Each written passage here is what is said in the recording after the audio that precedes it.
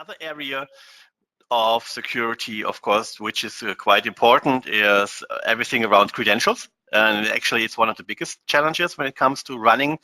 PowerShell scripts, because in general, if you're logging into a local machine or into Active Directory, or you're using remote PowerShell, then of course you have to kind of get some credentials, some user and password to log into these machines and get the session. And so in some way or another, a username and password are typically required. And of course, on the other hand, having users and passwords in the script itself is of course absolutely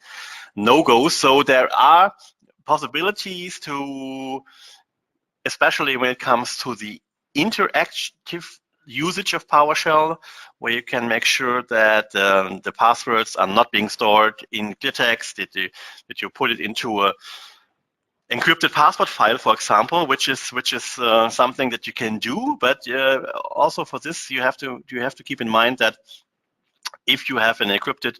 password in a file, that works perfectly on the same machine. But if you're copying the script together with this password file on a different machine,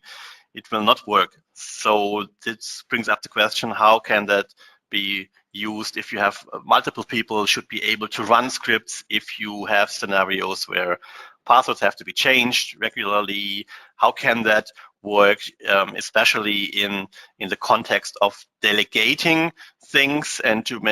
not just, if it's not just you running a PowerShell script, but you want to give this to a group of people, and then you're pretty quickly end up in a situation where all these functionalities are not really working when it comes to again, it's not just you, but